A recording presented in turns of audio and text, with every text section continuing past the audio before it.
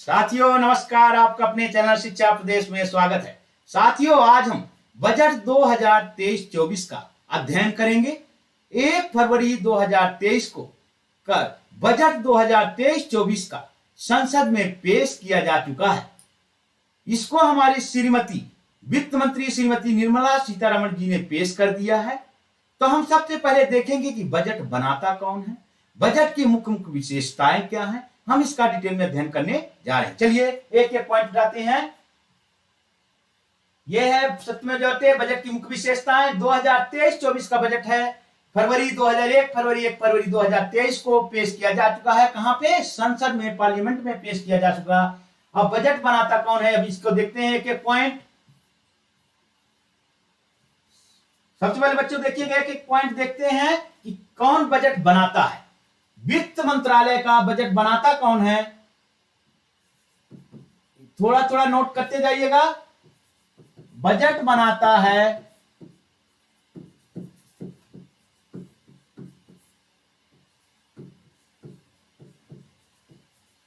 वित्त मंत्रालय का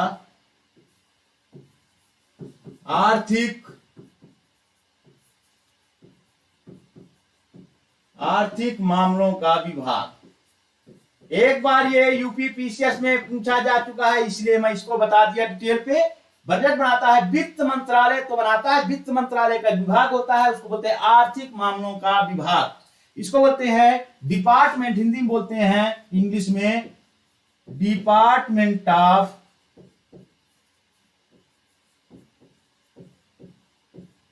इकोनॉमिक अफेयर। इसको नोट कर लीजिए। अब पेश कौन किया? वित्त मंत्री निर्मला सीतारमण।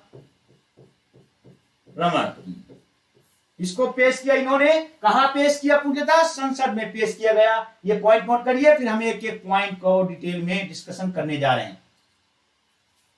चलिए नोट हो गया।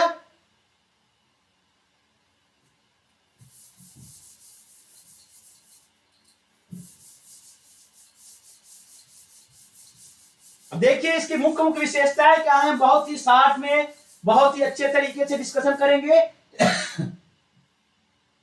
देखिए अमृत काल के लिए विजन क्या क्या सरकार ने शुरू किया है। पहले हम अमृत काल को समझेंगे बहुत जल्दीबाजी में। अमृत काल क्या है इसको समझ जाइएगा। अमृत काल क्या है, ये अमृत काल की बात किया है। तो ये देखिए 2022 में आइए, फिर 2047 तक का आपको चलना है। यहाँ पे हमारे स्वतंत्रता दिवस के 75 साल पूरे हो गए थे, यहाँ पे 100 साल पूरे होंगे। किसके? स्वतंत्रता दिवस के। 15 अगस्त 2022 को 75 साल पूरे हो गए हमारे स्वतंत्रता के, और 2047 में 100 साल पूरे होंगे। इसके बीच में जो 25 साल है, इसी को कहा जाता है अमृत काल का समय। इसको शार्ट में समझिए। 2022 को 15 अगस्त 2022 को 75 साल पूरे हो गए, और 2047 को 100 साल पूरे हो जाएंगे हमारे स्वतंत्रता दिवस के। बच्चों इसी के बीच को कहा जाता है अमृत काल। चलिए इसको समझ गए होंगे। चलिए अब एक एक पॉइंट उठाते हैं। पहला, किसमें अमृत काल के लिए 3 विजन सरकार लाई। 1, 2, 3। युवा वर्ग पर विशेष ध्यान देते हुए क्या करना है? नागरिकों के लिए अवसर उत्पन्न करना है, अपॉर्चुनिटी लेकर आना है। युवा वर्ग पर विशेष ध्यान देना है और आम नागरिकों के लिए विशेष अवसर लाना है। दूसरा क्या है? रोजगार सृजन में वृद्धि करना है। रोजगार सृजन में वृद्धि। रोजगार कैसे? गवर्नमेंट रोजगार या प्राइवेट रोजगार या स्वरोजगार, तीनों प्रकार के रोजगारों में वृद्धि करना है। तीसरा है मजबूत, सुदृढ़ मतलब मजबूत और स्थित बृहद आर्थिक वातावरण उत्पन्न करना है, कि बहुत बड़ा ऐसा आर्थिक वातावरण हो जहां पे सबको रोजगार मिल सके। चलिए बच्चों, 3 विशेषताएं थी अमृतकाल के लिए। युवा वर्ग पर विशेष ध्यान देते हुए नागरिकों के लिए अवसर, दूसरा है रोजगार सृजन में वृद्धि, तीसरा सुदृढ़ और स्थित बृहद आर्थिक वातावरण उत्पन्न करना। चलिए अगला पॉइंट है,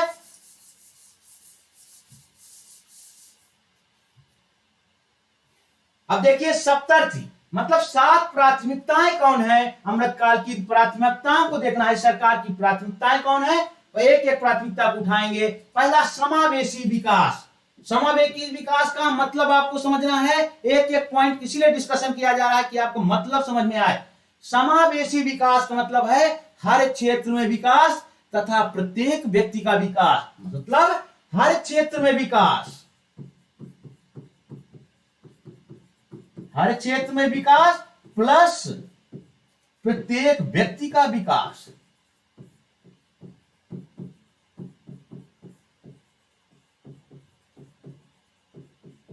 मतलब समझिए, समावेशी ऐसा नहीं कि हम केवल सरकार कृषि क्षेत्र में ही दे या उद्योग क्षेत्र में ध्यान दे या तो आपको सेवा क्षेत्र में ध्यान दे। मतलब ऐसा नहीं कि एक क्षेत्र में नहीं, तीनों क्षेत्रों में ध्यान देना है। कृषि, उद्योग और सर्विस सेक्टर तीनों क्षेत्रों में देखना है। और प्रत्येक व्यक्ति को विकास, मतलब कि उद्योगों का भी विकास करना है तो उद्योगपतियों के लिए भी करना है, आम नागरिकों के भी करना है, सर्विस जो करते हैं उन एम्प्लॉइयों के लिए भी विकास की बात करना है, और गरीब से गरीब तबके के लिए भी विकास होना चाहिए। मतलब प्रत्येक व्यक्ति का विकास और हर क्षेत्र में विकास का मतलब ये होता है। माने मतलब कृषि, उद्योग प्लस सर्विस सेक्टर अंतिम छोर तक पहुंचे। अंतिम छोर तक मतलब कि गरीब से गरीब व्यक्ति, हम जो विकास ऐसा विकास करें कि अंतिम व्यक्ति को भी लाभ पहुंचे। जितना भी गांव से चाहे जितना भी इंटीरियर एरिया में रहता हो वहां तक भी विकास पहुंचना चाहिए। चाहे वो सियाचिन हो, चाहे मैदानी क्षेत्र हो, चाहे पहाड़ी क्षेत्र हो, कहीं भी व्यक्ति रहता है अंतिम छोर तक विकास पहुंचना चाहिए। तीसरा क्या है? अवसंरचना पे निवेश। अवसंरचना क्या होते हैं? इंफ्रास्ट्रक्चर मतलब क्या होता है? इंफ्रास्ट्रक्चर का जैसे जो मजबूत कर इंफ्रास्ट्रक्चर का, जहां पे पूरा टिका हुआ हो सब कुछ, जैसे रोड का विकास करना है, रेलवे का विकास करना है, बिजली का विकास करना है, ये होते हैं इंफ्रास्ट्रक्चर पर। और उसमें इन्वेस्टमेंट बढ़ाना, उनमें और उसमें निवेश को बढ़ावा देना है। अब देखिए,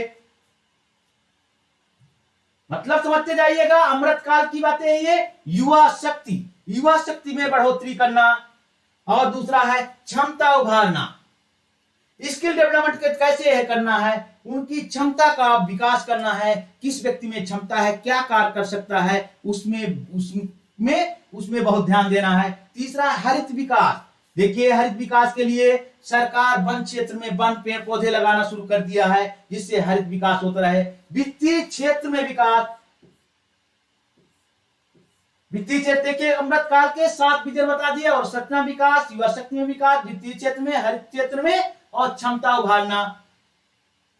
ये बच्चों, चलिए अगले।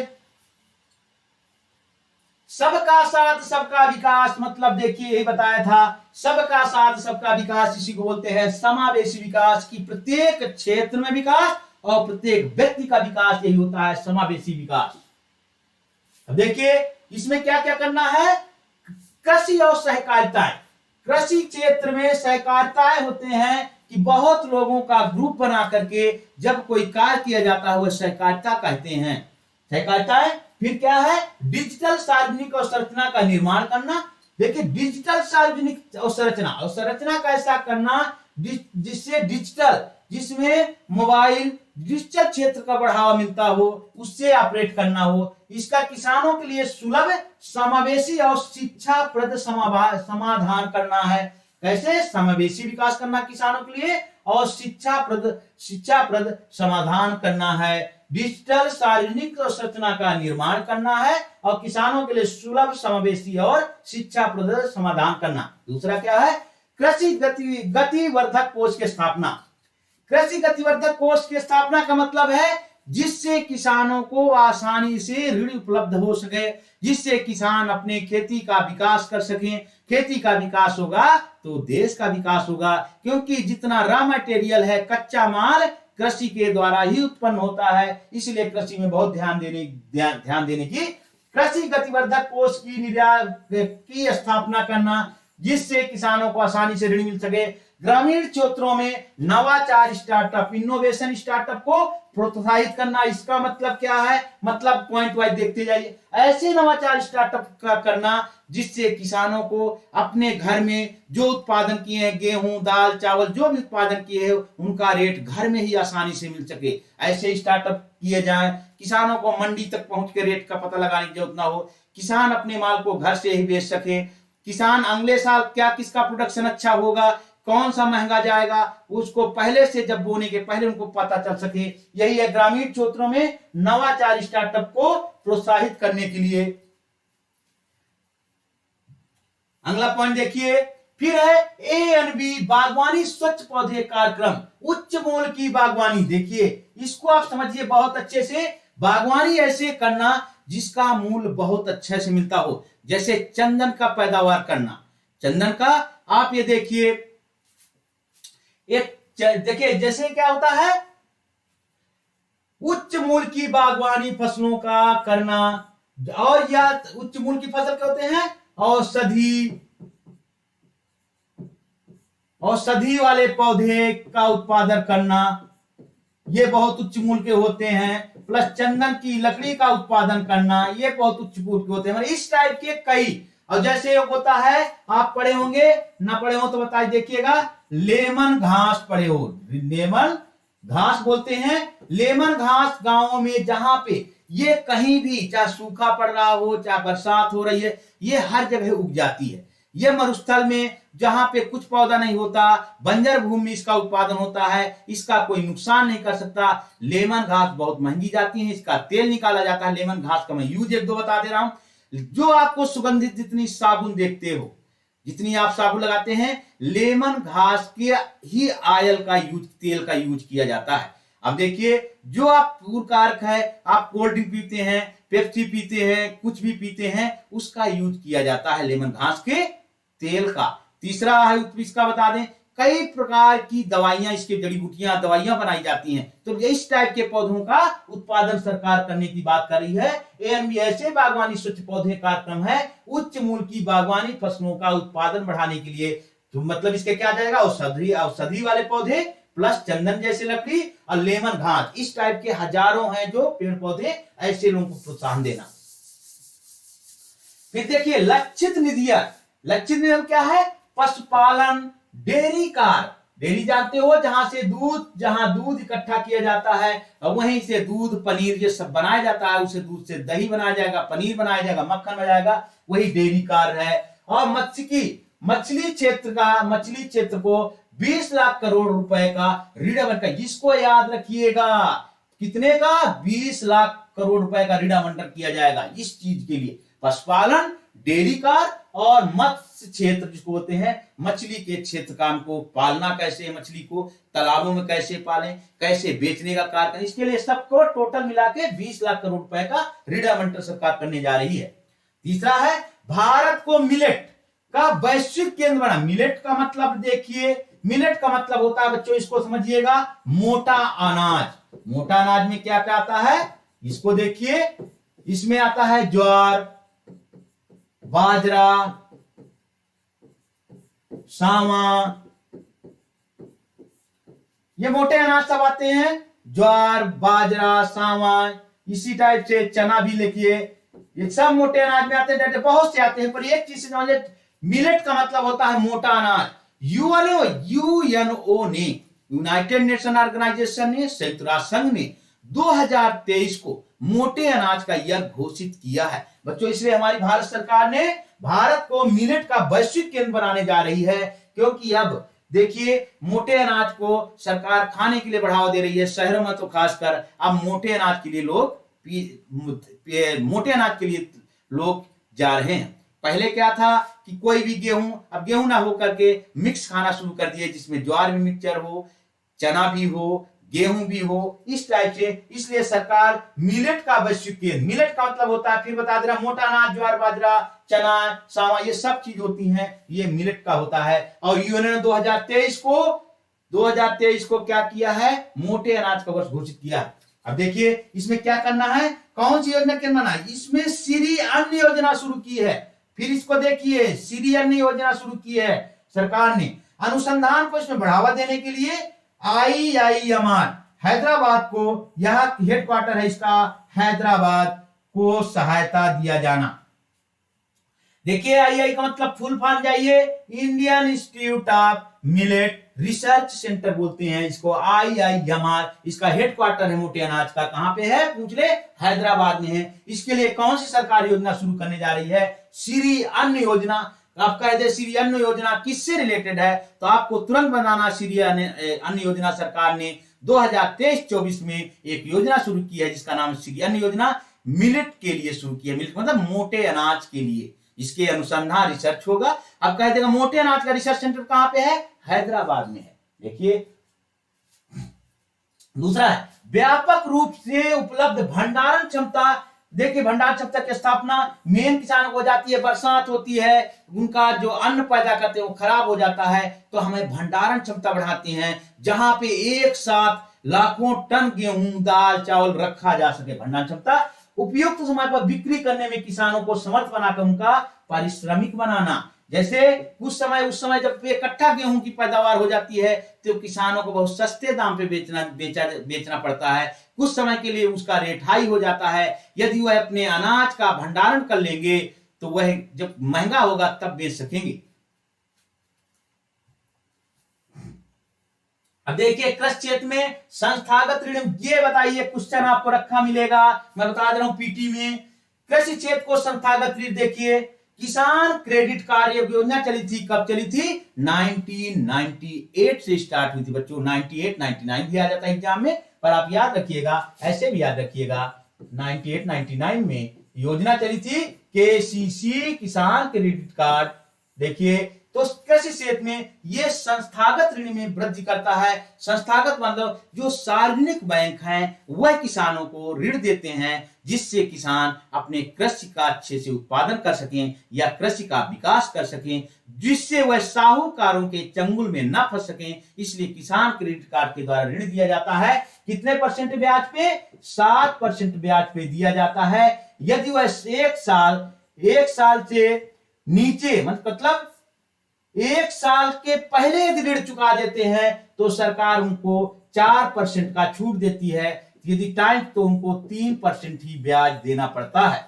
बच्चों समझिए 7% ब्याज लगता है। यदि वह अपने ऋण टाइम से सरकार को या बैंकों को दे देते हैं तो सरकार उनको 4% की छूट देती है, तो उनको ऋण में कितना ब्याज देना पड़ता है, 3%। ये 2 बार यूपीपीसीएस में एग्जाम में पूछा जा चुका है, तो इसलिए बच्चों उनको डेटा बता दे रहा हूं। केसी किसान क्रेडिट कार्ड 98 में योजना चली थी। अब देखिए अब कितना कितना है,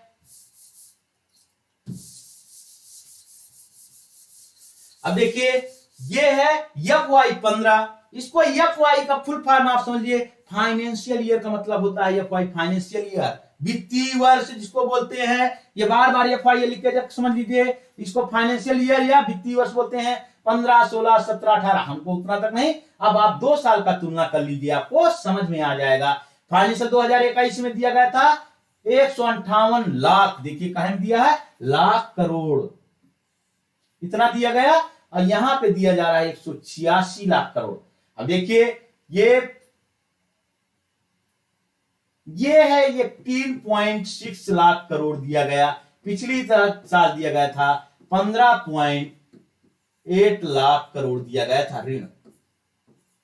इसको नोट कर लीजिए, ये याद आएगा। 18.6 लाख करोड़ इस साल बजट में आवंटित किया, कहे के लिए, किसानों को ऋण देने के लिए। केसीसी किसान क्रेडिट कार्ड के तहत किसानों को ऋण देने के लिए सरकार ने कितना किया है, आवंटित किया है 186 आप दिया है 18.6 लाख करोड़, आप याद रखिएगा। अब देखिए 18.86 लाख करोड़ पिछले साल किया था, 15.8 लाख करोड़ इस बार किया 18.8 लाख करोड़, तो इतने बढ़ गया। देखिए ANB आत्मनिर्भर भारत, इसका मतलब है IIMR को बताया था, Indian institute of millet research, तो वही है भारतीय मिलेट अनुसंधान संस्थान। इसका हेडक्वार्टर पूछ ले तो आपको लगा देना है हैदराबाद। बच्चों समझते जाइएगा, बहुत जल्दीबाजी नहीं, क्योंकि पूरा बजट है, आपको अच्छे से क्लियर हो जाएगा, एक एक पॉइंट क्लियर किया जाएगा यहाँ पे। देखिए क्लियर, ये याद रखिएगा, ये डाटा आपको याद होना चाहिए। 18.6, फिर बार बार कहते हैं 18.6, फाइनेंशियल 2022 के लिए है 18.6। अब आइए खाद्यान्न उत्पादन का, अब देखिए हमारा 300 मिलियन टन हो चुका है पिछली बार था 312 मिलियन टन के लगभग था, 310 मिलियन टन से ऊपर हो चुका है। तो ये डाटा याद रखिएगा। चलिए अगला, इसको याद रखना है। फिर बता देना 18.6 लाख करोड़ रुपए सरकार ने दिया है कि एसीसी के तहत, और हमारा उत्पादन जो फाइनेंशियल 2022 में हुआ है 312, पिछली बार 310 पार कर चुका था, तो इस बार 312 मिलियन टन के लगभग है। सबका साथ सबका विकास, समावेशी विकास। अब कहे का विकास, अब इसको हमें देखना है। सबका साथ सबका विकास। अब देखिए स्वास्थ्य में क्या क्या करना है। पहला स्वास्थ्य को हम देखते हैं कि अलग अलग डिपार्टमेंट का देखते हैं। पहले स्वास्थ्य का क्या क्या है, 157 नए नर्सिंग कॉलेज स्थापित किए जाएंगे। किसके द्वारा? केंद्र सरकार के द्वारा। 157 डाटा याद रखना है। 157, जैसे केसीसी के तहत पूछ ले कि कितना किया है केसीसी, तो तुरंत आपको आना चाहिए 18.6 लाख करोड़।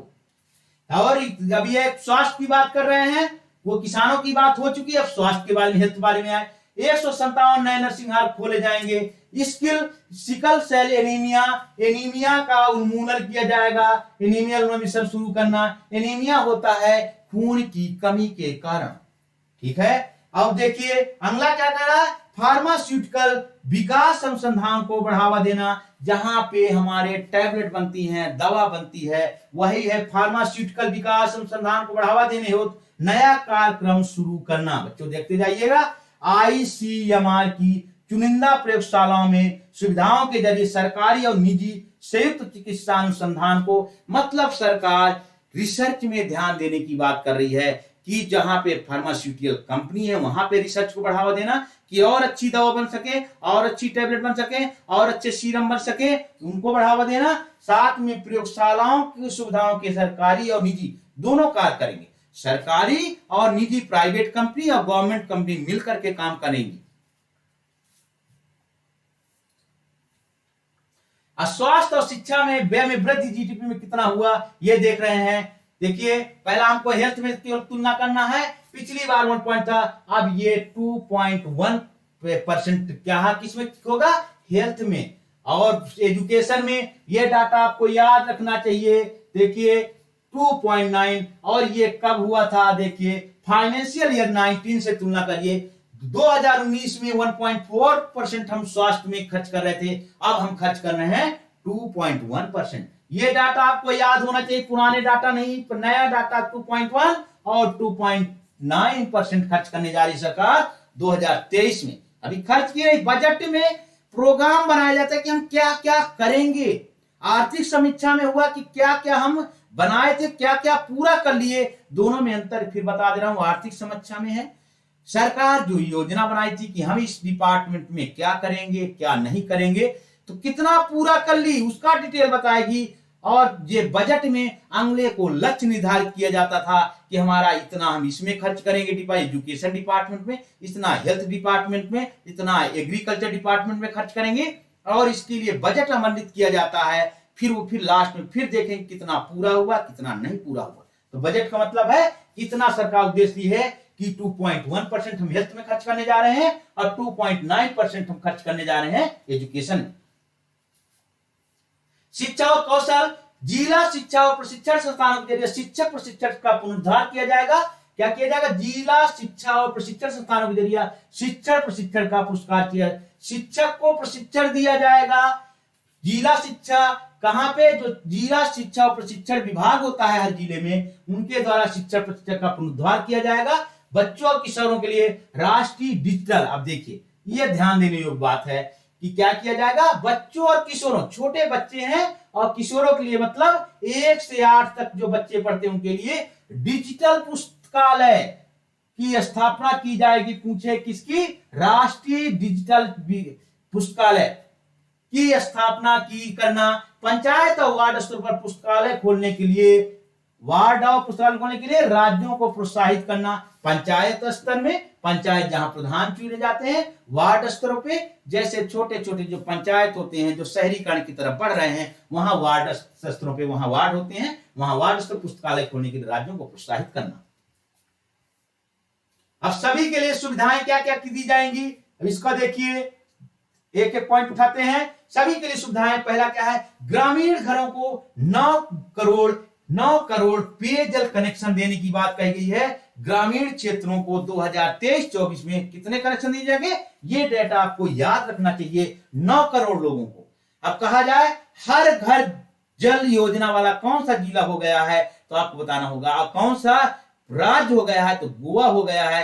केंद्र शासित पूछे तो दादर नगर हवेली और दमन दीव हो गया है। तो ग्रामीण घरों को 9 करोड़ पेयजल कनेक्शन उपलब्ध कराना, पर एक राज्य है जो इस स्कीम को पूरा कर चुका है, वह है गोवा राज्य। 9 करोड़ किसके लिए, जल जीवन मिशन योजना के तहत चल रहा है। जल जीवन मिशन योजना, इसके साथ में रिलेट कर दे रहा हूं। और जल जीवन मिशन योजना के तहत है ये, ग्रामीण घरों को 9 करोड़ पेयजल कनेक्शन दिए जाएंगे। किस योजना के तहत पूछे, तो जल जीवन मिशन योजना के तहत क्या है, पूरा करना है। और जल जीवन मिशन योजना कब से शुरू हुई थी, तो आपको बताना होगा 15 अगस्त 2019 से पीएम मोदी साहब ने शुरू किया था, और 15 अगस्त को अपने भाषण में अनाउंसमेंट किया था लाल किले से। अब देखिए, अब ये देखिए, अब एएसबीएम के तहत इतने करोड़ परिवारों को देखिए शौचालय बनाए गए, देखिए इतने बनाए गए। अब पीएम किसान, देखिए पीएम किसान जहां कह दे तो इसका मतलब आप नहीं समझ पाएंगे पढ़ने से। पीएम किसान के तहत इतने करोड़ से अधिक किसानों के लिए 2 डाटा आपको याद रखना है। पीएम किसान क्या होता है बताता हूं। 11.4 करोड़ से अधिक किसानों के लिए 2.2 लाख करोड़ का नकदी अंतरण, मतलब नगद सरकार देगी किसको, किसानों के लिए। पीएम किसान का मतलब है, इसका मतलब है पीएम किसान सम्मान निधि, इसको शॉर्ट में पीएम किसान बोलते हैं। ये इसमें क्या होता है, सरकार किसानों के विकास के लिए 6,000 करोड़ रुपए, 6,000 रुपए देती है। प्रत्येक किसान को कितना देती है, 6,000 रुपए 3 किस्तों में देती है। 4-4 महीने की 2-2 हजार, 4-4 महीने कितना देती है, 2-2-2 हजार, मतलब 6,000 देती है एक साल में। तो 4 महीने में 2,000 देती है, फिर दोबारा 4 महीने में 2,000 देती है। किसानों के विकास के लिए देती है 6,000। पीएम किसान सम्मान निधि, ये पूछे कितना दिया जाता है, 6,000। किस्त कितनी है, 2-2 हजार की 3 किस्तें होती हैं। कब शुरू किया गया था, तो आपको याद रहना चाहिए 1 दिसंबर 2018 से स्टार्ट किया गया था बच्चों। पूरा इसका डिटेल बता दिया। अब इस बार क्या किया है, पीएम किसान के तहत 11.4 करोड़ से अधिक किसानों के लिए 2.2 लाख करोड़ का नकदी अंतरण किया जाएगा। पीएमएसबीवाई यह है, और पीएमएसबीवाई के तहत कितने करोड़ व्यक्तियों के लिए बीमा कवर करने जा रही है। अब देखिए ये क्या है, प्रधानमंत्री जो स्कीम चलाई गई है, इसके पीएमएसबीवाई, इसके तहत क्या है, गरीब व्यक्तियों के लिए कितना किया है, 12 रुपए प्रति साल, 12 रुपए प्रति ईयर, ना कि मंथ, 12 रुपए बीमा कवर के लिए। इतना रुपए जमा करने पर जो व्यक्ति 12 रुपए प्रति ईयर जमा करेगा, यदि उसकी दुर्घटना में मृत्यु या दुर्घटना में एक्सीडेंट कुछ हो जाता है, दुर्घटना हो जाती है, तो सरकार की तरफ से 2 लाख मिलेगा। पर इसको 1 जून, अब देखिए इसको अब 1 जून 2022 से बदलकर अब 20 रुपए कर दिया गया है। 20 रुपए प्रति ईयर जमा करना पड़ेगा। बीमा कवर कितना करना पड़ेगा, 20 रुपए प्रति ईयर। तो याद रखिएगा पहले 12 रुपए था, अब 20 रुपए प्रति ईयर जमा करना पड़ता है। कितना रुपए मिलेगा, और कितने साल के लिए, 18 से 70 साल के कोई व्यक्ति इतना ये कवर ले सकता है, बीमा करा सकता है। 12 रुपए प्रति ईयर कैसे, और बढ़ा दिया है 20 रुपए प्रति ईयर। तो याद रखिए बच्चों कि क्या करना है। अब कितने करोड़ व्यक्तियों के लिए बीमा कवर है, 44.6। आपको यदि डिटेल याद रहता है तो आप कभी कंफ्यूज नहीं होगे। अब पीएम किसान पूछ रहे तो आप पूरा डिटेल बता, पीएम किसान सम्मान निधि है। चलिए अब देखिए 47.1 करोड़ पीएम जन धन बैंक खाते। देखो जन धन खाते 2014 में शुरू हुआ, किसके लिए, समावेशी बैंकिंग के लिए किया गया था। जो गरीब से गरीब व्यक्ति है उसको भी 0 रुपए में उनका बैंक अकाउंट खोला जा सके। तो 47.8 करोड़ पीएम जन धन बैंक खाते, देखिए कितना है, 47.8 करोड़ पीएम जनधन खाते। अब देखिए उज्ज्वला योजना कब शुरू हुई थी? उज्ज्वला के तहत कितने करोड़ को एलपीजी कनेक्शन मिल चुका है? ये उपलब्धियों की बात कर रहा है, कितने को मिल चुका? ये मिल चुका इतने करोड़। एलपीजी कब शुरू हुई थी? 2016 से शुरू की गई थी। अब समझिए, ये हो गया 102 करोड़ व्यक्तियों के लिए 220 करोड़ कोविड टीके। ये देखिए कितना ज्यादा पूरा किया जा सके। 102 करोड़ व्यक्तियों को 200 करोड़ कोविड टीके लगाए जा चुके हैं। चलिए अगला, वृद्धि लोजदार बनी रही। देखिए ये क्या कहा? फाइनेंशियल एफवाई का मतलब फाइनेंशियल ईयर है। बेरोजगारी दर चरम में रही। देखिए हमें केवल 22 को देखना है, 23 को देखना है, इसके अलावा हमें कोई बहुत मतलब की चीज नहीं है। ये तो दिया है, हमको 23 और 22 में ध्यान देना है, थोड़ा तुलना करना है। अब कहते हैं वृद्धि दर कितनी रही, तो देखिए फाइनेंशियल में कितनी थी? 144 लाख थे। रियल जीडीपी ग्रोथ कहा कितना? देखो रियल जीडीपी, अब ये ग्रोथ थी, तो आपको रियल जीडीपी देखना है, ये है। अब ये है 2 लेवल, तो हमको रियल जीडीपी देखना है। तो पहले कितनी रही? 100। देखिए यहां पे आप जाओगे तो यहां पे 145 हो जाता है, यहां पे 147 हो जाता है। अब यहां पे देखिए 158 के लगभग है। देखिए बच्चों 158 के लगभग है, और ये है पहले थी 147। ये हमारी रियल जीडीपी है 2023 में कितनी? 158 लाख करोड़ रुपए। अब देखिए लगभग है, इसको और एग्जैक्ट डाटा देख लेंगे। आप यहां से देखोगे तो यही लगभग आ रहा है, 158 लाख करोड़ के लगभग हमारी जीडीपी है। पिछले साल थी 147 लाख करोड़ के लगभग। चलिए ये डाटा में याद रखिएगा। देखिए फाइनेंशियल ईयर 2023 का है, बात कर रहे हैं, तो 158 लाख करोड़ के लगभग है। देखिए लाख करोड़ में है।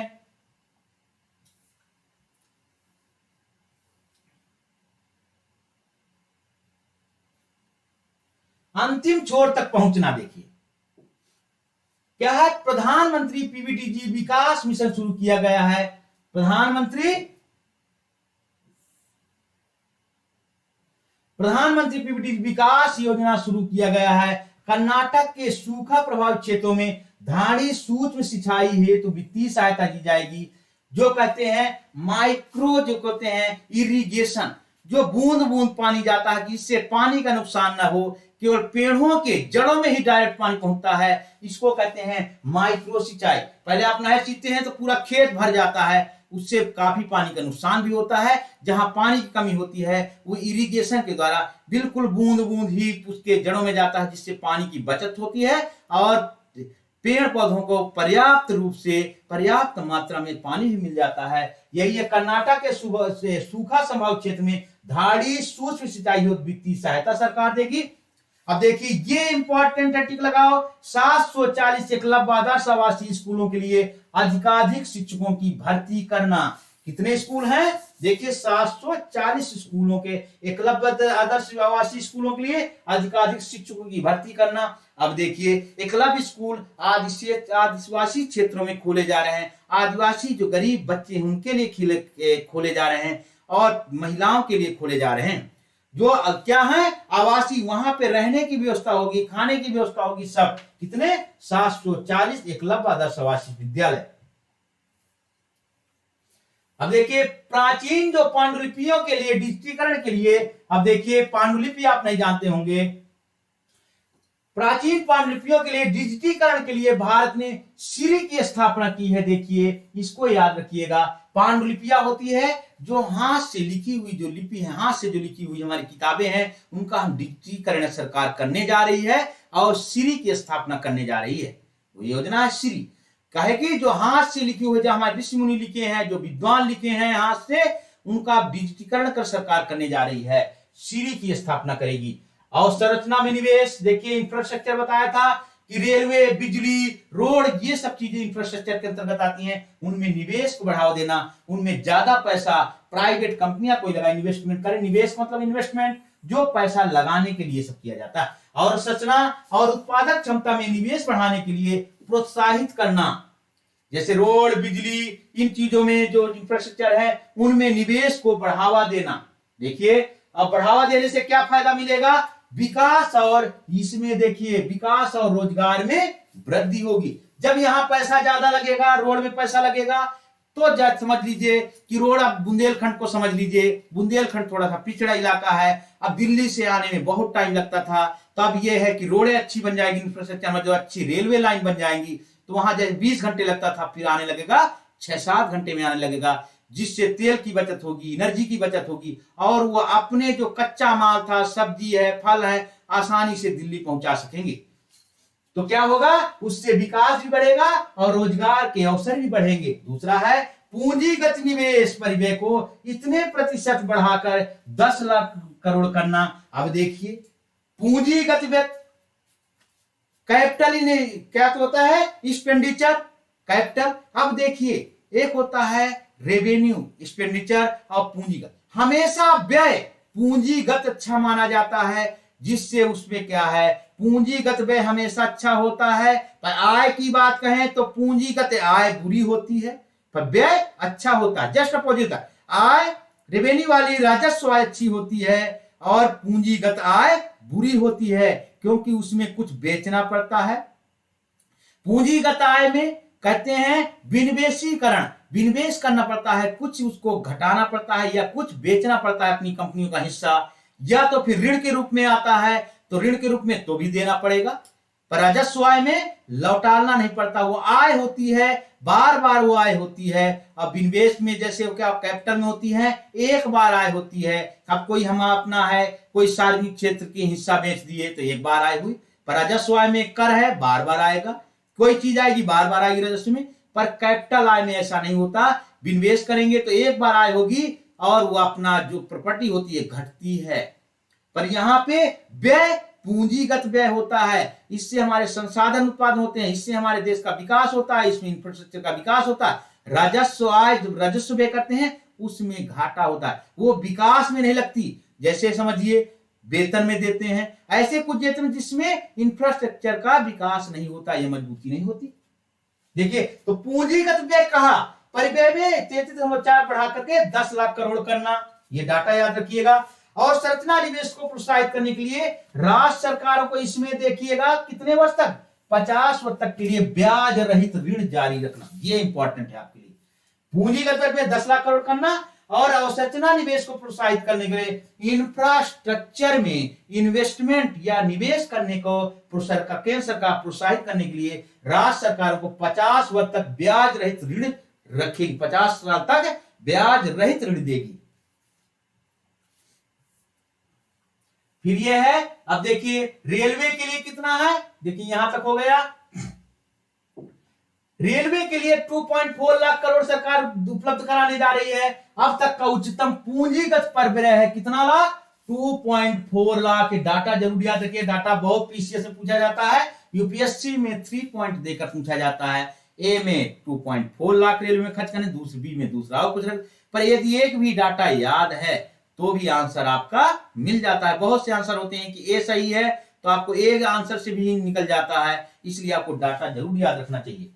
पत्तनों, कोयला, इस्पात, उर्वरक क्षेत्र के लिए एंड टू एंड कनेक्टिविटी है, एंड टू एंड है कनेक्टिव टू रिलीज 100 परिवहन अभियान, ये डाटा 100 परिवहन अवसंरचना परियोजनाएं। और देखिए यूआईडीएफ की स्थापना श्रेणी 2 और श्रेणी 3 में शहरों में शहरी अवसंरचना का सृजन करना। अब ये किसके लिए है, यूआईडीएफ। देखिए यूआईडीएफ है, इसकी स्थापना करने के लिए श्रेणी 2 और श्रेणी 3 के शहर हैं। देखिए श्रेणी 1, 2, 3 जो मध्यम शहर है, जहां विकास कम हुआ है, वहां पे अवसंरचना इंफ्रास्ट्रक्चर जैसे रेलवे लाइन वहां बिछाना है, वहां पे मेट्रो चलाना हो, वहां पे अच्छे हॉस्पिटल खोलना हो, ये सब अवसंरचना करना हो, वहां सृजन करना है। किसमें, श्रेणी 2 और श्रेणी 3 में। उसके लिए यूआईडीएफ, यूआईडीएफ का मतलब यहां लिखा है शहरी अवसंरचना विकास निधि। इसको यूआईडीएफ का होता है अर्बन इन्वेस्टमेंट डेवलपमेंट। अब देखिए निधि होता है फंड, यूआईडीएफ। क्लियर बच्चों, चलिए क्षमता उभारना आस्था आधारित सरकार। देखिए क्षमता उभारना आस्था आधारित सरकार का पॉइंट है। ये क्या कही है, उपाय क्या, उपाय ये किए जाएंगे। देखिए उपाय सरकार ये करेगी, आप करिए। जैसे आप कोई एग्जाम देते हैं, आप करते क्या हो, जैसे आईएएस आपको बनना है, तो आप उपाय करोगे कि मैं ये किताब लाऊंगा, ये लेकर, तो उससे परिणाम क्या लगेगा? अच्छा पढ़ोगे, ये अच्छा खाना खाओगे, ये सब उपाय हैं। तो परिणाम क्या होगा? यदि ये सब उपाय कर लिए, क्या परिणाम होगा? आप आईएएस बन जाओगे। ऐसा कोई पीछे से तैयार करता है, ये सब उपाय कर लिए, अच्छी किताबें लाएगा, अच्छा खाना खाएगा, अच्छी कोचिंग ज्वाइन करेगा, अच्छे टेस्ट पेपर देगा, ये सब उपाय हैं, तो उसका क्या होगा? एसडीएम बन जाएगा। भारत में एआई का निर्माण करना, एआई का मतलब सोचिए, आर्टिफिशियल इंटेलिजेंस की बात कर रहा है, आर्टिफिशियल इंटेलिजेंस। क्लियर बच्चों? एआई का निर्माण किसके लिए करना? 3 शैक्षिक संस्थानों में विशेषीकृत एआई केंद्रों की स्थापना करना। देखिए, आर्टिफिशियल इंटेलिजेंस है ये एआई, क्या कर रहा है? 3 शैक्षिक संस्थानों में विशेषीकृत एआई केंद्रों की स्थापना करना। जैसे एक बीएचयू में कर देगा यूपी में, एक दिल्ली विश्वविद्यालय में कर देगा, ऐसे इस टाइप से बात कर रहे हैं। देखिए, इससे क्या फायदा क्या होगा? देखिए, कृषि, स्वास्थ्य और धाड़ी शहरों में एआई आधारित समाधान निकल आएगा, जहां पे मानव का खतरा होगा। बहुत जगह है, जैसे नाले की सफाई, मानव की मृत्यु हो जाती है, एआई के द्वारा मानव की जो मृत्यु होती है उससे बचा जा सकेगा। राष्ट्रीय डेटा शासन नीति शुरू करना, इससे क्या होगा? राष्ट्रीय डेटा शासन नीति शुरू करना, इससे क्या होगा?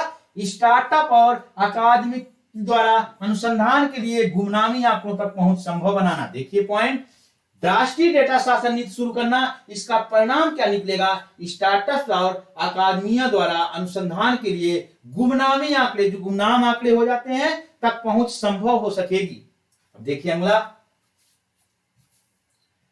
विवाद से विश्वास। पिछले बार का विवाद से विश्वास, यम यस यम ई के लिए लचीला संविधान निष्पादन। अब देखिए, यम यस यम ई, ये क्या हुआ? माइक्रो, स्मॉल, यम से मीडियम, और ये हो गया इंटरप्राइजेज, जो छोटी छोटी कंपनियां होती हैं, जहां पे स्मॉल छोटी कंपनी जिसमें 10 लोग इंप्लॉय हैं, 15 लोग इंप्लॉय हैं, बहुत कम इन्वेस्टमेंट की जरूरत होती है। पर अभी भी हमारे भारत देश जैसे जो विकासशील देश हैं, भारत जैसे विकास, 90% जो काम करते हैं लोग, इन्हीं में काम करते हैं, एमएसएमई इंटरप्राइज में 90%।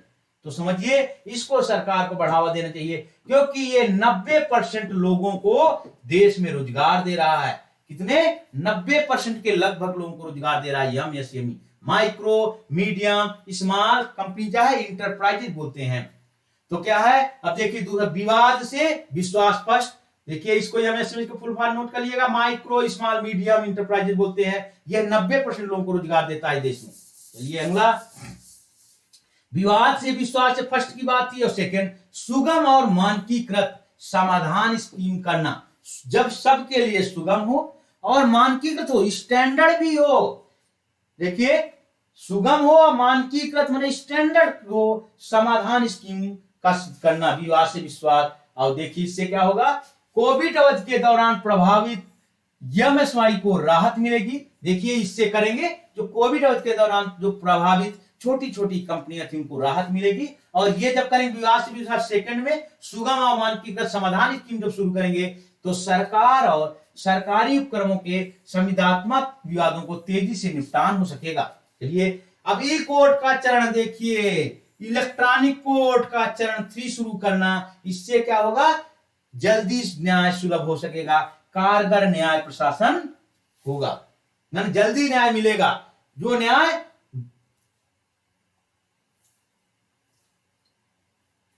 पर व्यवसायिक उद्यम और धर्मार्थ न्यासों की प्रयोग हुई होती। देखिए, व्यवसायिक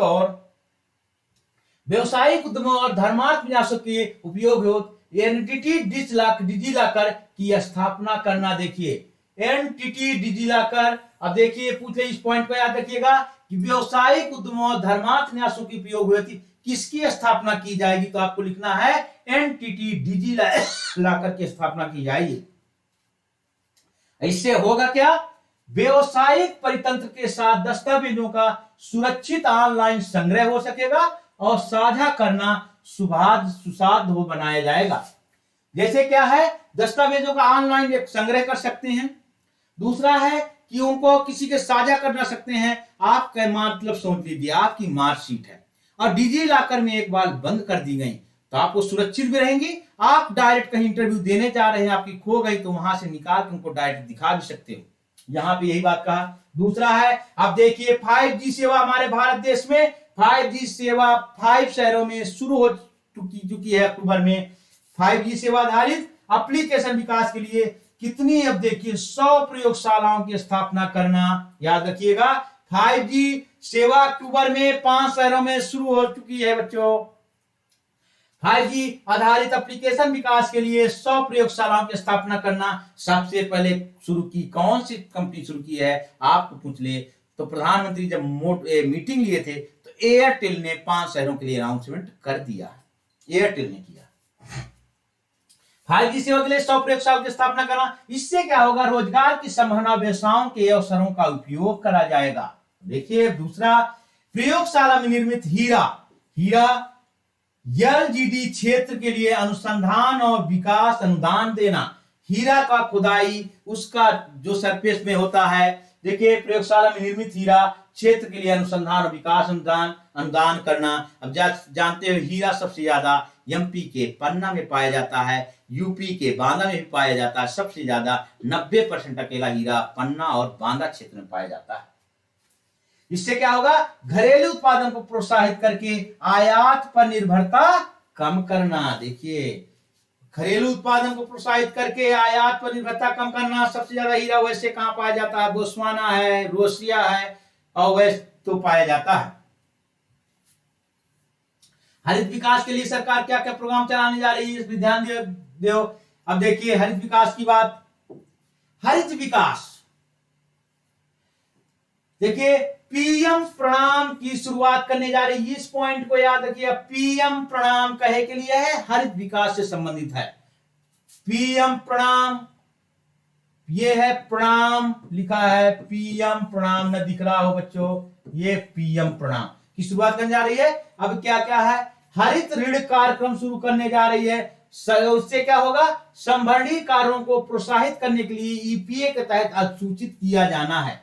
अब देखिए संभरणीय परितंत्र विकास क्या है, देखिए संभरणीय परितंत्र विकास क्या है, तट रेखा के साथ साथ मैग्रोव जो पौधारोपण, सबसे ज्यादा मैग्रोव कहां पाए जाते हैं आपको आ जाए तो सबसे ज्यादा कहां है, पश्चिम बंगाल में है बच्चों। फिर दूसरी जगह कहां पे है, कच्छ केरल पे है, या तो कह दो गुजरात में है। तट रेखा के साथ मैग्रोव पौधरोपण के लिए मिट्टी की शुरुआत की जा रही है। इनको याद रखना बच्चों, इंपॉर्टेंट है। दूसरा है आर्द्र भूमियों के इष्टतम उपयोग के लिए अमृत धरोहर का कार्यक्रम। अभी ये बच्चों समझिएगा 75 साल हमारे पूरे हो चुके हैं स्वतंत्रता दिवस के, और इस समय देश में 75 आर्द्र भूमि रामसर आर्द्र भूमियां भी हो चुकी हैं। रामसर आर्द्र,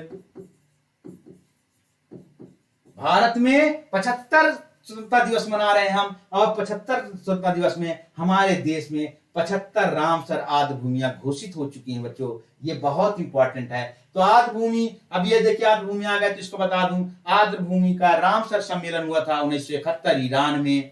अब भारत इसमें शामिल हुआ 1982 में।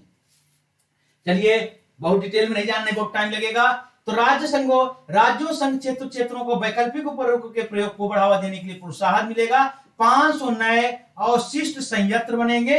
अब देखिए यहाँ पे किसानों को प्राकृतिक कृषि अपनाने में सहयोग देने के लिए 10,000 बायो इनपुट संसाधन केंद्रों की स्थापना की जाएगी। किसानों को प्राकृतिक, देखिए नेचुरल कृषि जिसमें खाद का कम से कम प्रयोग हो, कृषि उप अपनाने में सहयोग देने के लिए कितने, 10,000 बायो इनपुट संसाधन केंद्रों की स्थापना करना। दूसरा है बैटरी ऊर्जा भंडार प्रणाली को बढ़ावा देना। तीसरा है ऊर्जा दक्ष परिवहन के लिए तटीय नौवहन को बढ़ावा देना। अब यहां देखिए 500 नए अवशिष्ट धन संयंत्र। तीसरा है इसमें देखिए चक्रीय अर्थव्यवस्था को बढ़ावा देने के लिए गोवर्धन और स्कीम के तहत स्थापित किए जाएंगे। गोवर्धन क्या है, देखिए गोवर्धन न्याय स्कीम शुरू किया था।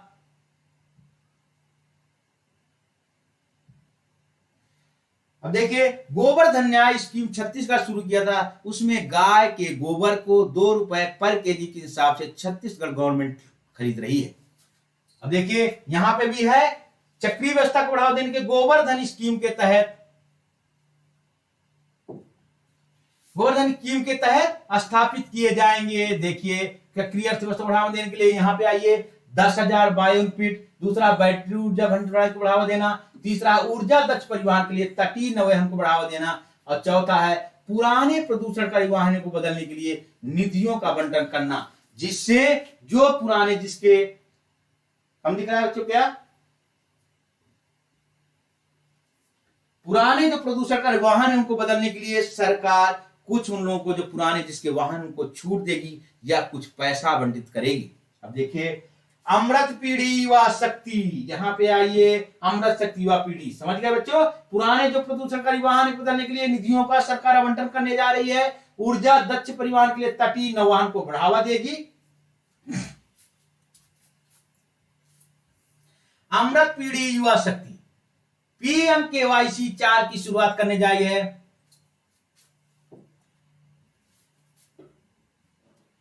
PMKYC 4 की शुरुआत गवर्नमेंट करने जा रही है, जिसमें क्या होगा, कोडिंग, आर्टिफिशियल इंटेलिजेंस ये भी बताया था, रोबोटिक्स, रोबोट, 3D मुद्रण होगा, आदि नए पाठ्यक्रमों को शामिल किया जाएगा। बहुत इंपॉर्टेंट है PMKVY, इसके तहत 4 की शुरुआत करने जा रही है। इसमें कोडिंग होगा, आर्टिफिशियल इंटेलिजेंस पढ़ाया जाएगा, इसमें क्या होगा, रोबोटिक्स भी होगा, 3D मुद्रण होगा, आदि नए पाठ्यक्रमों को इसमें शामिल किया जाएगा बच्चों।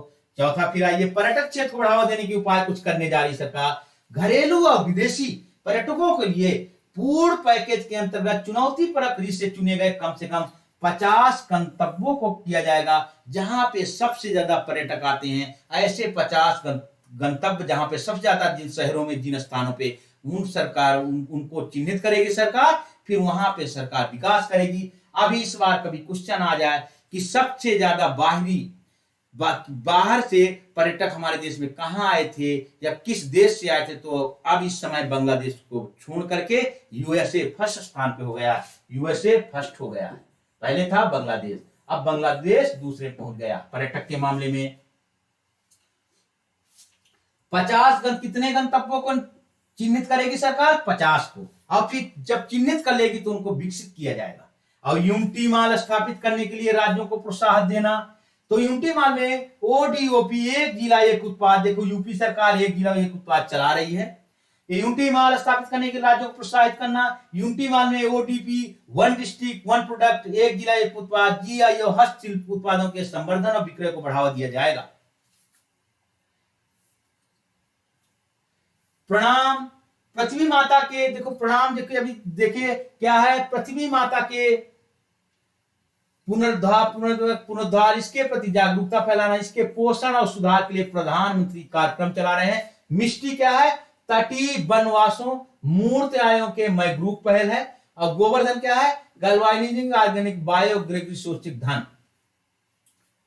देखिए वित्तीय क्षेत्र में क्या है, अब देखिए वित्तीय क्षेत्र में पहले यहां शुरू करिए, राष्ट्रीय वित्तीय सूचना रजिस्टर की स्थापना करना। वित्तीय क्षेत्र में पूछ ले तो क्या करना है, राष्ट्रीय वित्तीय सूचना रजिस्ट्री की स्थापना करना, राष्ट्रीय वित्तीय सूचना रजिस्ट्री की स्थापना करना। इसमें क्या क्या आएगा, ऋण देने में दक्षता लाना और वित्तीय समावेशन और वित्तीय स्थिरता को बढ़ावा देना। ऋण देने में दक्षता लाना मतलब सही व्यक्ति को ही ऋण मिले, गलत व्यक्ति को ऋण ना मिले, इफिशियंसी इसी को कहते हैं। वित्तीय समावेशन, जिसको जरूरत है या कहने का वित्त ऋण गरीब से गरीब लोगों को भी मिल सके, और वित्तीय स्थिरता को बढ़ावा देना। केंद्रीय डाटा संसाधन केंद्र की स्थापना करना, केंद्रीय डाटा संसाधन केंद्र की स्थापना करना। अब इधर आइए, महिला सम्मान बचत पत्र भी सरकार निकाले, महिलाओं के लिए 2 लाख तक की राशि को जमा करने की सुविधा के साथ साथ 2 वर्ष की अवधि के लिए एक बारगी नई लघु बचत योजना बनाने जा रही सरकार। महिलाओं के लिए 2 लाख तक की राशि जमा करने की सुविधा के साथ 2 वर्ष की अवधि के लिए एक बारगी नई लघु बचत योजना। केंद्रीय संसाधन, देखिए केंद्रीय डाटा संसाधन केंद्र की बात कर रही है। केंद्रीय डाटा संसाधन केंद्र में इसके अंतर्गत क्या कर रही है, कंपनी अधिनियम के तहत प्रशासनिक कार्य के निष्पादन में तेजी लाना। देखिए केंद्रीय डाटा क्या है, कंपनी अधिनियम के तहत जो प्रशासनिक कार्य ये 2-1 दिन में होना चाहिए था, वह कार्य 5-5 दिन में होता है। उनके क्रियान्वयन में तेजी लाना है, इसका काम है केंद्रीय डाटा संसाधन केंद्र की स्थापना का। और यस हमने अभी बताया था, स्मॉल माइक्रो स्मॉल और मीडियम इंटरप्राइजेज के लिए ऋण गारंटी स्कीम, जो छोटी छोटी कंपनी है जो एमएसएमई के तहत आती ऋण गारंटी स्कीम शुरू करने जा रही है, इसके लिए कितना कर रही है, 2 लाख करोड़ का अतिरिक्त संपार्श्विक मुक्त गारंटी युक्त ऋण प्रदान करने के लिए संवर्धित स्कीम के तहत कॉर्पस नीति का विस्तार करेगी। कॉर्पस नीति का विस्तार कितने तक का, 2 लाख करोड़ का। देखते जाइए, पीडीएफ भी आपको उपलब्ध रहेगी, इसको देखिए। हाँ, वरिष्ठ नागरिकों के लिए लाभ। वरिष्ठ नागरिक बचत योजना के तहत अधिकतम जमा राशि को 15 लाख से बढ़ाकर 30 लाख कर दिया गया है। अब देखिए, अन्य पहले जीआईएफटी जीआईएससी में व्यवसायिक क्रियाकलाप को बढ़ावा देने के लिए पहले की गई है। प्रतिभूत बाजारों में सिक्योरिटी मार्केट इसको बोलते हैं, शैक्षिक प्रमाण पत्र देकर और अधिक प्रशिक्षित व्यवसायिकों को तैयार करना। देखिए, अब देखिए ये मेन इंपॉर्टेंट है, फिजिकल मैनेजमेंट जिसको कहते हैं राजकोषीय प्रबंधन 2013 हमारे देश में चल रहा है।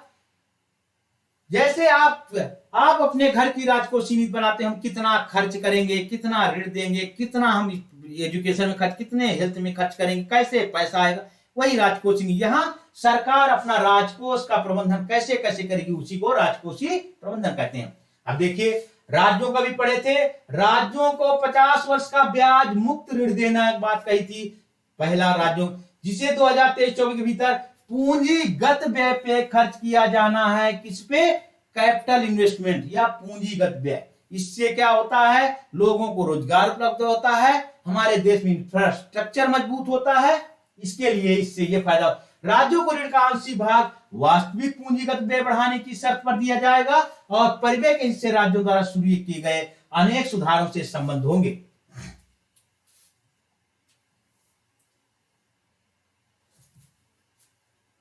अब देखिए क्या है, राजकोषीय समेकेगा। हाँ, राज्यों के लिए राजकोषीय घाटा।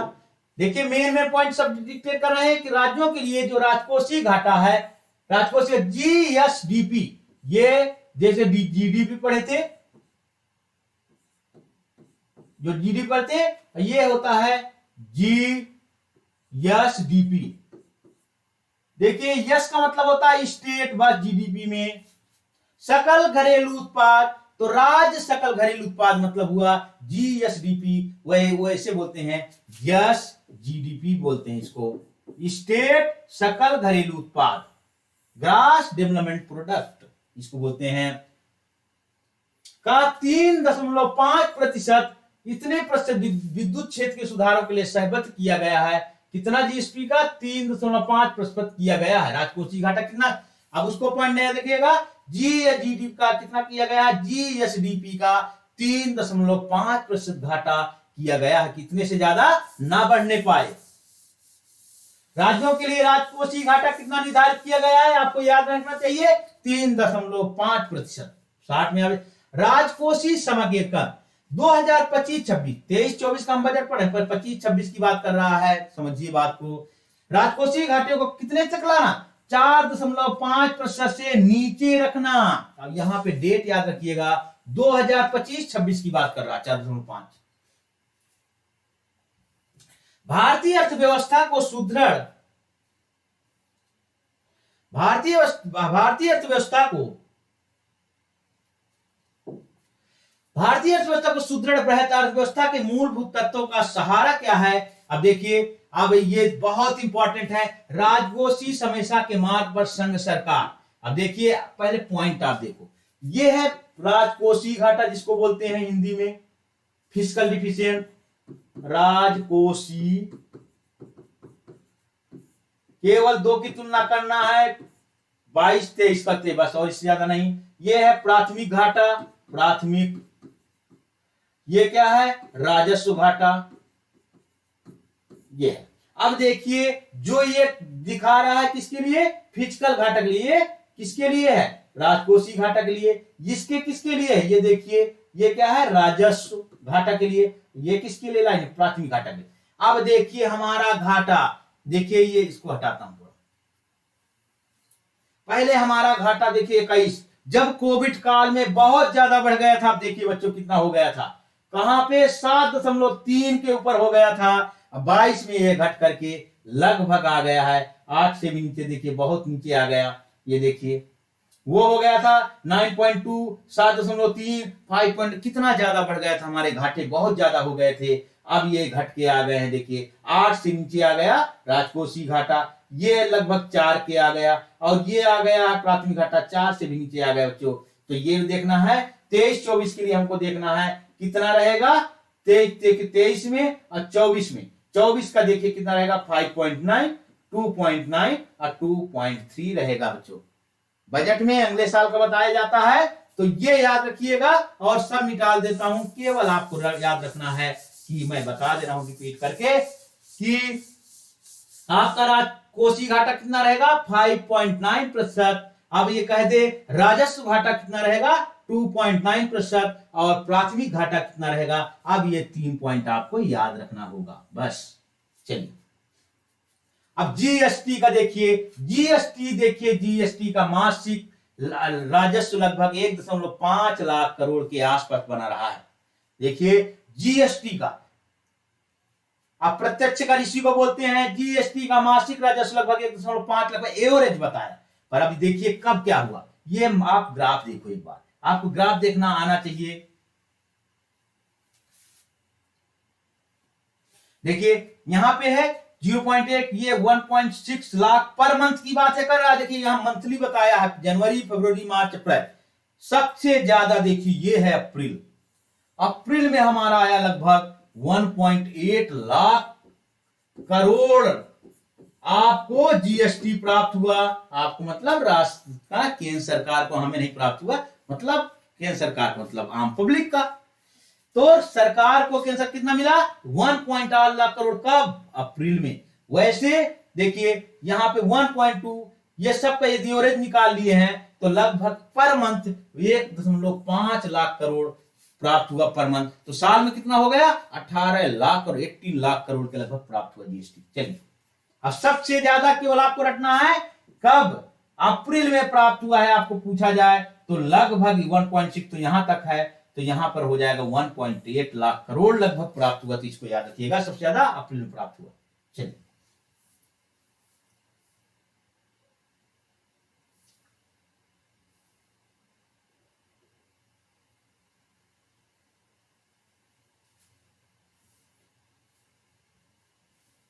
हाँ ये हो। अब देखिए एनपीए बहुत कहते हैं। देखिए जितनी चर्चा होती है कि एनपीए सरकार का बढ़ रहा है, एनपीए होता क्या है।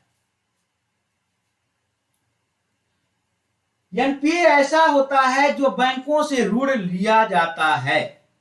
जो बैंकों से ऋण लेते हैं, कोई कंपनी लेती है, कोई व्यक्ति लेता है, यदि वह बैंकों को 90 दिन तक यदि वह ऋण नहीं चुका पाता या ब्याज नहीं दे पाता, दोनों में यदि एक दे जाता है, एनपीए में नहीं जाएगा। तो सरकार उसको मान लेती है वह पैसा डूब गया, ऐसा बैंक मान लेते हैं, उसको कहते हैं एनपीए।